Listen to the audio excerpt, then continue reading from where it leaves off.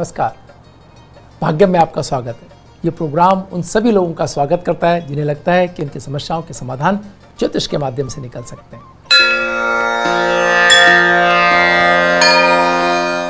आज 4 जून 2020 है। ज्येष्ठ मास चल रहा है, शुक्ल पक्ष है, तिथि त्रयोदशी है और वार गुरुवार है। विक्रम संवत 2077 है। प्रमादी नाम का संवत्सर चल रहा है। शक संवत 1942 है। सूर्य उत्तरायण में है, ग्रीष्म ऋतु चल रही है और मुस्लिम तारीख 11 है। आज सव्वाल माह चल रहा है। हिजरी सन 1441 है। तिथि त्रयोदशी प्रातः 6:07 तक, उसके उपरांत चतुर्दशी तिथि आरंभ हो जाएगी। नक्षत्र विशाखा साय 6:37 तक, उसके उपरांत अनुराधा नक्षत्र आरंभ हो जाएगा। योग शिव रात्रि में 11:25 तक, उसके उपरांत सिद्ध योग आरंभ हो जाएगा और करण तैतिल प्रातः 6:07 तक, उसके उपरांत करकरण आरंभ हो जाएगा। सूर्योदय जयपुर में 5:36 पर और सूर्यास्त 7:13 पर हो रहा है।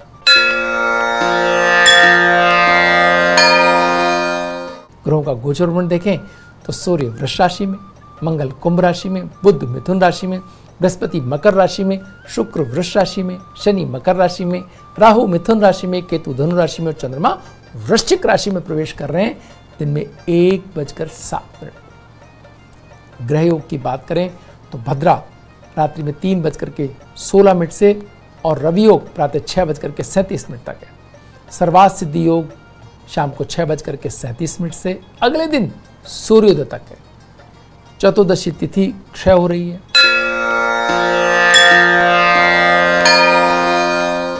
और श्रेष्ठ चौघड़ियों की बात करें तो शुभ का चौघड़िया सूर्योदय से लेकर के 7:18 तक है। चरका चौघड़िया 10:43 से 12:25 तक है। लाभ और अमृत चौघड़िया 12:25 से 3:39 तक है। और शुभ का चौघड़िया पुनः 5:31 से सूर्यास्त तक है। राहु काल वेला दिन में 1:30 से 3 बजे तक है। जो लोग राहु काल में शुभ कार्यों को प्रारंभ नहीं करते हैं और टाला जाना संभव ना हो तो केले का सेवन करके आप कार्य प्रारंभ कर सकते हैं। इससे आपके कार्यों में राहु के दुष्प्रभावों की कमी महसूस होगी आपको।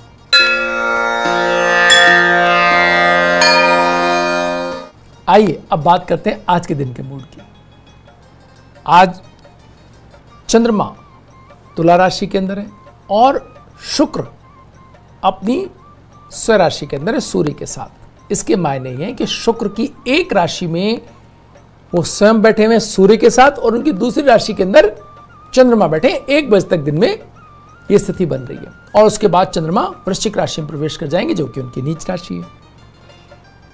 ये बहुत महत्वपूर्ण बात है।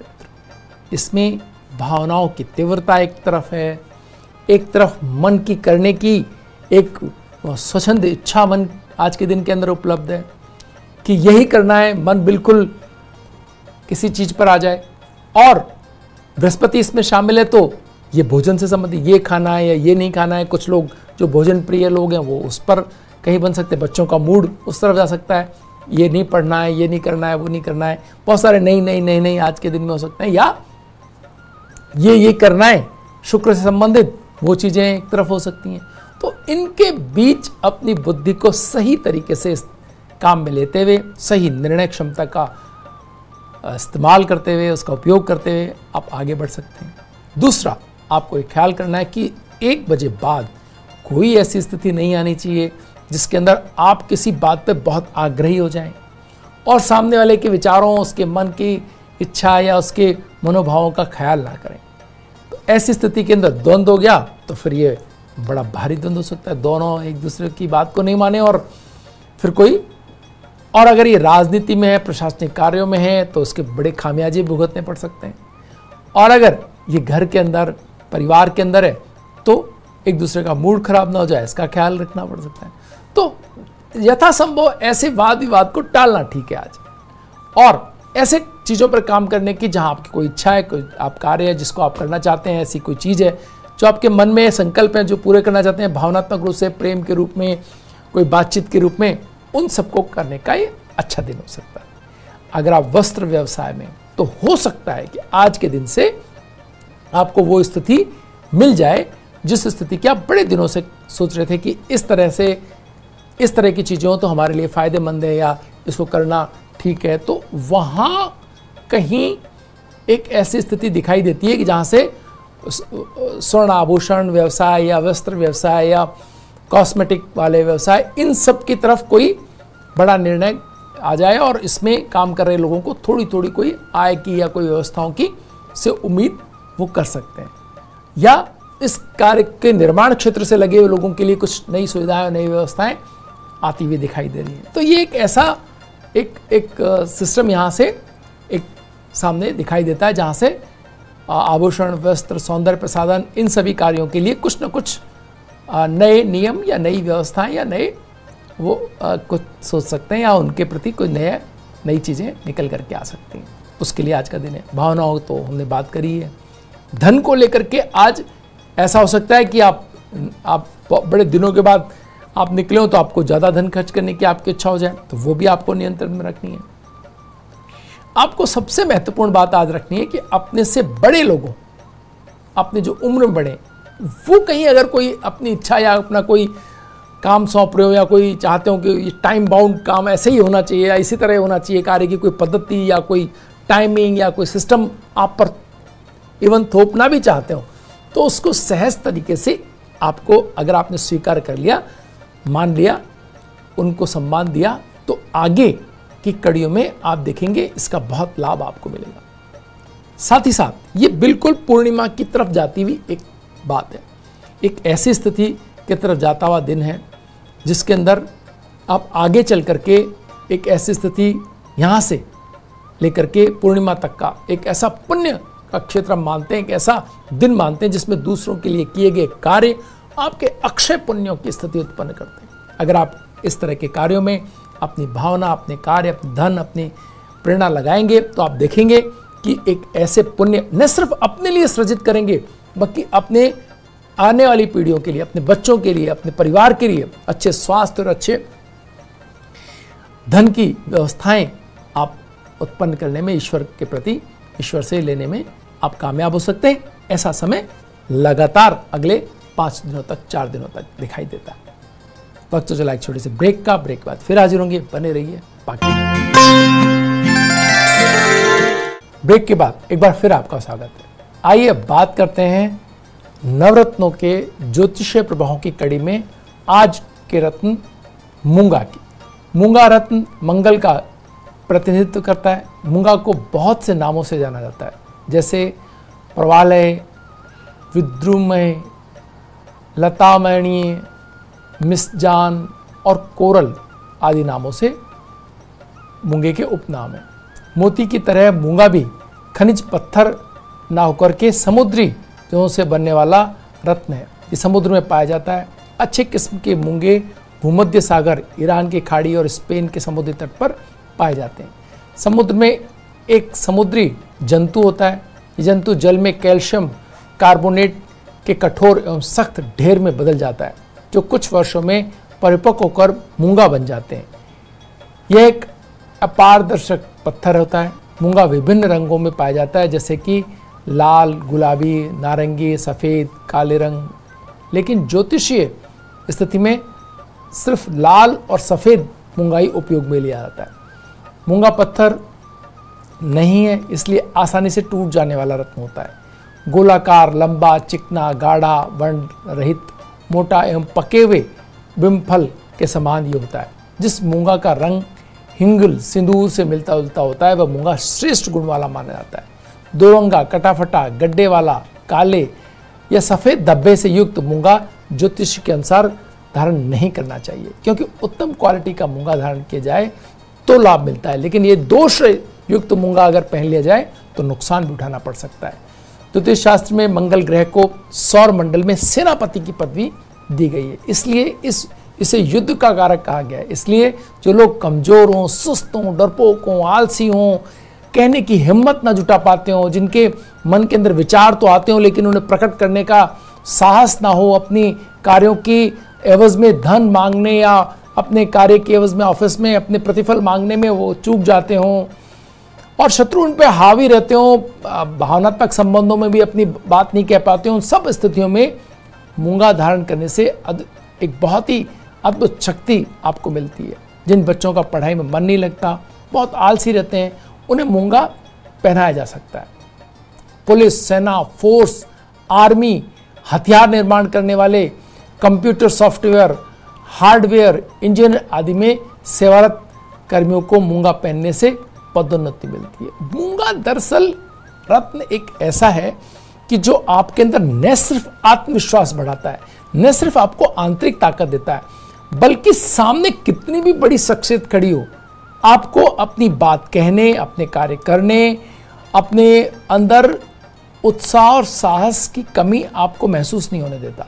आपको लगता है आपका काम है वो शख्सियत, वो व्यक्तित्व जो चाहे आपसे जितना बड़ा हो, चाहे जितना जानता हो, लेकिन उसके बावजूद आप अपने कार्यों को, चाहे जितना छोटा हिस्सा आपको, जितना छोटी आपकी प्रतिभा हो, जितना आपका कार्य करने की आपकी क्षमता हो, उन सब के बावजूद आपको टिके रहने का भाव देता है।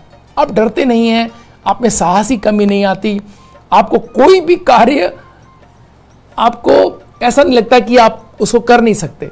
आपको एक बार लगेगा कि हाँ सब कुछ किया जा सकता है। बाद की परेशानियां आए और आपको पीछे हटना पड़े, या तनाव हो, या चीजें संघर्ष में हो, वो एक अलग बात है। और किसी भी संघर्ष में आपको डटे रहने का भाव आपको मंगल देता है, और मूंगा उसका उपरत्न। तो ये अगुण आपको, अगर आप में कम है, आपकी कुंडली ताकत इसमें कम दिखाई देती है, तो मूंगा आपको ये ताकत प्रदान कर सकता है, बशर्ते मूंगा मंगल सही स्थितियों में हो कुंडली के अंदर।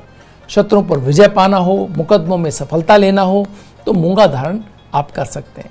भूमि या प्रॉपर्टी के जो लोग काम करते हैं वो मूंगा पहनते हैं, तो उनको अच्छा लाभ होता है, बशर्ते वही कि मंगल की स्थिति अच्छी हो आपकी कुंडली में। मेडिकल क्षेत्र से जुड़े लोगों को, सर्जन, डॉक्टर्स को मूंगा धारण करने से उनके जो ऑपरेशंस हैं वो सफल होते देखे गए। उदासी और मानसिक अवसाद से ग्रस्त हों, या जिनमें ऊर्जा का स्तर कम हो, किसी भी कार्य को करने के प्रति जिनकी रुचि ना होती हो, आलस्य रहता हो, ऐसे लोगों को मूंगा धारण कराएं। इसमें उत्साह और जो जोश है वो बढ़ने लगता है, और व्यक्ति के रक्त संबंधी कोई भी अगर दिक्कत है, मिर्गी, पीलिया आदि के रोगों से आप ग्रस्त हैं, मानसिक तनाव, मानसिक अवसाद आपको रहता है, तो मूंगा आपके लिए बहुत उपयोगी रत्न साबित हो सकता है। मधुमेह के रोगी हों, जिनके मांसपेशियों संबंधित कुछ आपको समस्याएं रहती हों, उन सभी व्यक्तियों को अपनी जन्म कुंडली में मंगल ग्रह की शुभाशुभता के अनुसार विचार करके अगर वो मूंगा पहनते हैं तो उनके लिए वो लाभप्रद हो सकता है। मंगल ग्रह की मेष और वृश्चिक राशि व लग्न वाले व्यक्तियों के लिए मूंगा धारण करना शुभ फलदायी साबित हो सकता है, क्योंकि ये उनके राशि रत्न होता है। इसके अतिरिक्त मंगल के मित्र ग्रहों की राशि व लग्नों में जैसे सिंह, धनु और मीन राशि में के लग्न और राशि वाले लोगों के लिए भी मूंगा धारण करना शुभ फलदायी हो सकता है, अगर मंगल की स्थिति आगे कुंडली में बेहतर है। तो कोई भी रत्न यदि अशुभ स्थानों का स्वामी है तो उस ग्रह से संबंधित रत्न धारण करना शुभ फलदायी नहीं होता। जबकि शुभ स्थानों का स्वामी होकर के यदि कमजोर स्थिति में कोई ग्रह बैठा हो तो उसे बलवान बनाने के लिए रत्नों का धारण आप चयन कर सकते हैं। ये सच है कि मूंगा धारण करने से साहस और आत्मविश्वास में वृद्धि होती है, लेकिन यदि जन्म कुंडली में मंगल अनुपयुक्त स्थिति में बैठा है तो ऐसी स्थिति में यदि मूंगा धारण कर लिया जाए तो जीवन में बेहद विषम परिस्थितियां बनाने में भी देर नहीं लगाता। बेवजह का और गलत समय और गलत जगह पर दिखाया गया साहस जीवन को अलग राह पर भी ले जा सकता है।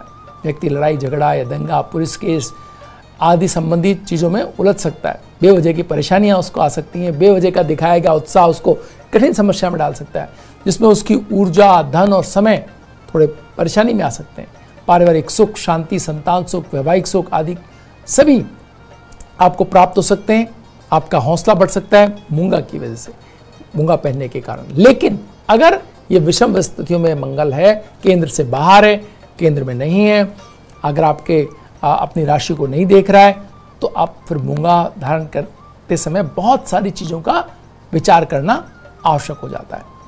साथ ही साथ मंगल क्योंकि ऊर्जा का परम भंडार है और मूंगा पहनने से व्यक्ति का सौम्य स्वभाव, एक उत्साह और एक ताकत पा जाता है, एक बहुत ही ऊंचे दर्जे की आपके अंदर दृढ़ता आ जाती है। तो इसमें संतुलन बैठाना व्यक्ति के लिए बहुत आवश्यक हो सकता है।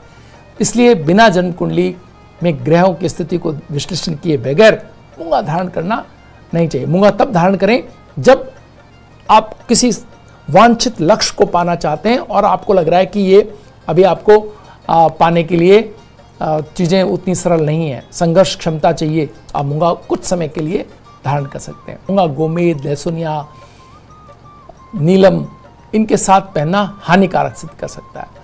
मोती की तरह मूंगा भी एक ऐसा रत्न है जो कुछ समय बाद थोड़ा निष्क्रिय हो जाता है, उसका प्रभाव धीरे धीरे कम हो जाता है। ऐसी स्थिति में 2-3 साल में मूंगा बदल लेना ज़्यादा ठीक रहता है। ज्योतिष शास्त्र के अनुसार बिना अभिमंत्रित किए मूंगा धारण करना, इसका पूरा लाभ नहीं मिलता है। इसलिए धारण करने से पहले कुछ दिन मंगल की रोशनी में इसे कुछ रात आप रखें, उनके दृष्टि संबंध बनाएं, फिर उसकी पूजा करने के बाद आप मंत्रोच्चार विधिवत अभिमंत्रित करके इसको पहने, रत्न धारण करें। मूंगा तर्जनी और अनामिका उंगली में मंगलवार के दिन चित्रा और मृगशिरा नक्षत्र में धारण कर सकते हैं। वक्त तो चला एक छोटे से ब्रेक का, ब्रेक के बाद फिर हाजिर होंगे। बने रहिए भाग्य में।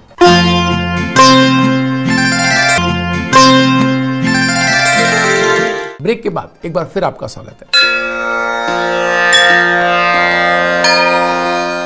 आइए बात करते हैं सितारों के सितारे में संजय निरुपम जी की। संजय निरुपम वर्तमान में भारतीय राष्ट्रीय कांग्रेस की ओर से मुंबई उत्तर निर्वाचन क्षेत्र से 15वीं लोकसभा के सदस्य हैं। संजय निरुपम ने पटना से वर्ष 1984 में BA ऑनर्स राजनीति विज्ञान की डिग्री प्राप्त करके 1986 में दिल्ली का रुख किया और एक जर्नलिस्ट के तौर पर अपने आप को अपने करियर की शुरुआत की। वे हिंदी साहित्य अकादमी महाराष्ट्र के उपाध्यक्ष भी रह चुके हैं। आगे चलकर संजय निरुपम ने शिवसेना की ओर राज्यसभा का चुनाव जीता, लेकिन 2005 में उन्होंने कांग्रेस से नाता जोड़ लिया। राजनीति में अतिरिक्त निरुपम मुंबई के पारंपरिक कुश्ती संघ के अध्यक्ष हैं और प्रत्येक वर्ष वे बड़े पैमाने पर एक कुश्ती प्रतियोगिता का आयोजन करते हैं, जिसमें अंतर्राष्ट्रीय स्तर के खिलाड़ी शिरकत करते हैं। पहले वे 2 बार राज्यसभा के सदस्य भी रह चुके हैं, एक बार कांग्रेस की ओर से और इससे पूर्व शिवसेना की ओर से। वे दोपहर का सामना और जनसत्ता के कार्यकारी संपादक के रूप में और पंचजन्य के उप संपादक के रूप में भी कार्य कर चुके हैं। संजय निरुपम का जन्म 6 फरवरी को 1965 को बिहार में हुआ। आइए उनके उपलब्ध कुंडली के माध्यम से उनके व्यक्तित्व की विशेषताओं को समझने का प्रयास करते हैं। हमारे पास तुला लग्न की कुंडली है। मित्र, तुला लग्न की कुंडली एक महत्वपूर्ण बात ये होती है इसमें कि सबको साथ लेके चलना चाहता है ये व्यक्ति। ये बहुत कठोर आलोचक होते हुए भी आपके साथ कोई न कोई साम्य वो बना के चलना चाहते हैं। कुछ एक बात ऐसी वो कहना चाहते हैं जिससे आपका जुड़ाव भी है और एक तरफ वो बहुत कठोरता से भी आपसे बात कर रहे हैं, यानी कि वो आपके मित्र और शत्रु दोनों एक साथ हो सकते हैं। ऐसे लोग आपकी बुराइयों की वो कठोर आलोचक हो सकते हैं, लेकिन अगर आपकी कोई बात ऐसी है जो प्रशंसनीय है तो उसकी प्रशंसा भी करेंगे। ये गुण संजय निरुपम जी में बहुत महत्वपूर्ण तौर पे देखा गया है। एक सबसे महत्वपूर्ण बात यहाँ पर शुक्र, बुध और सूर्य उनके चतुर्थ स्थान के अंदर। इसके मायने क्या है? इसके मायने ये हैं कि जब सूर्य चतुर्थ स्थान के अंदर तो व्यक्ति बहुत जल्दी से जो बदलाव है उसको अकोमोडेट कर लेता है। हम देखते हैं कि कई बार कई स्थितियों में उनके जो स्थान परिवर्तन होते रहे, उनके कार्य के स्थितियों में परिवर्तन होते रहे, उनकी पार्टी भी इवन बदलती रही, उसके बावजूद वो उन सबके साथ अपने आप को अच्छे तरीके से उन्होंने अकोमोडेट किया और जब भी स्थितियां ऐसी लगी कि ठीक नहीं है तो उनका कठोरता से विरोध भी किया। तो ये सूर्य जो शनि की राशि में चौथे स्थान में जाता है तो व्यक्ति में ये अद्भुत क्षमता होती है। मित्रों, जिन भी कुंडलियों में आप चौथे स्थान के अंदर सूर्य को देखें, आप समझ जाइए कि वो व्यक्ति सीखने और नई सीखी हुई चीज़ को बहुत जल्दी इंप्लीमेंट करने और जल्दी से परिणाम लेने में बहुत महारत हासिल रखता है। ये सब गुण आपको संजय निरुपम जी की कुंडली में बहुत ही अच्छे से दिखाई देंगे। शब्दों शिल्प विन्यास उनका जैसा है वैसा आप देखते हैं कि वो बोलते बात करते करते उनके दिमाग में नए शब्द और नई बातें इतनी तेज़ी से आती हैं कि जो उनको हमेशा एक लाइमलाइट में रखती हैं। वो अपनी बात को इस तरह से कहते हैं कि आप उसको नकार नहीं सकते, आप उसको उस बात के ऊपर ध्यान आपका आकर्षित ना हो, ऐसा बहुत मुश्किल है। तो वो जानते हैं कि बात को किस तरह से कहना है। ये इसलिए भी महत्वपूर्ण हो गया मित्रों कि मंगल जब कन्या राशि में हो तो ये आपको शब्दों के ऊपर बहुत प्रेशर करके वो जब बोलते हैं तो आप देखिए उनकी भाषण शैली के अंदर उनके गले का प्रभाव, यानी कि वो जो बात करते हैं तो एक दबाव दे के अपने ऊपर बात करते हैं, उनके चेहरा उनके शब्दों को कहता है। तो ये बहुत महत्वपूर्ण ढंग से समझने की आवश्यकता है कि जब भी आपके मंगल का संबंध आपके शब्दों यानी मिथुन या कन्या राशि से हो तो उनकी एक अलग ही भाषण शैली होती है, उनकी एक अलग ही प्रभाव उत्पन्न करने वाला उनके शब्दों का एक शब्दों को इस तरह से पिरोते हैं कि उनको इग्नोर नहीं किया जा सकता। उनकी बात को आपको सुनना ही होगा, उस पर कोई ना कोई आपको प्रतिक्रिया देनी होगी, आप उनको ऐसे ही नहीं छोड़ सकते। एक बहुत महत्वपूर्ण बात है बृहस्पति का लग्न को देखना। संजय निरुपम जी जब कोई बात कहते हैं तो अपने अंदर से भी वो उतने ईमानदार हैं। ये कमाल की बात है मित्रों। आप सोचते होंगे कि ये कैसे हो सकता है, जब कोई बृहस्पति सीधे सीधे सप्तम स्थान में बैठ करके लग्न को देखता है तो व्यक्ति अपने आप से भी बात करता है।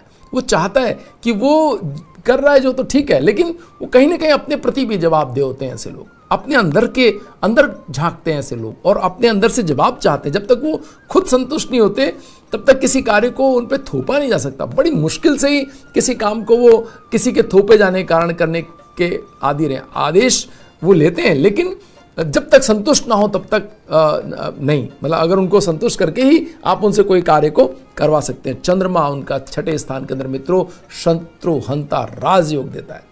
संजय निरुपम जी, ये कुंडली हमने इसलिए भी आपके सामने रखी, जब कभी भी आप देखें कि चंद्रमा छठे स्थान के अंदर है, वो व्यक्ति को पराजित करना, अगर उसने अपनी पूरी शक्ति पूरे संसाधन लगाए हैं, वो संसाधनों को जुटा करके अगर पूरी तरीके से अगर अपने जीतने के लिए खड़ा है तो आप उसे हरा नहीं पाएंगे। वो कोई ना कोई ऐसी चीज़ अंतिम तौर पर आपके सामने रखेंगे जिससे वो उनको विजय हासिल हो या अपने लक्ष्यों तक वो पहुंच सकें। तो ये बहुत महत्वपूर्ण है। स्वास्थ्य में किस स्थान पे राहु बैठा हुआ है, उन्होंने कानूनी पेचीदगियों और जो है स्वास्थ्य के प्रति सावधान रहने की यहाँ आवश्यकता दर्शाता है। जिन भी कुंडलियों के अंदर अब राहु छठे स्थान का देखें वो आप ध्यान रखें, कभी न कभी आपको दूसरों के अपने विरोधियों पर नज़र आपने हटाई नहीं कि वो आपको परेशान करने के लिए बिल्कुल तत्पर दिखाई देंगे। तो यहाँ इसको रेखांकित करने की आवश्यकता है। जो भी लोग जिनके भी अष्टम स्थान के अंदर राहु आपको दिखाई दे, आप देखें कि अपने विरोधियों को से उन्हें हमेशा बहुत ही संभल कर रहने की आवश्यकता रहती है। भाग्य में आज इतना ही, कल फिर हाजिर होंगे नई जानकारी के साथ। तब तक के लिए नमस्कार।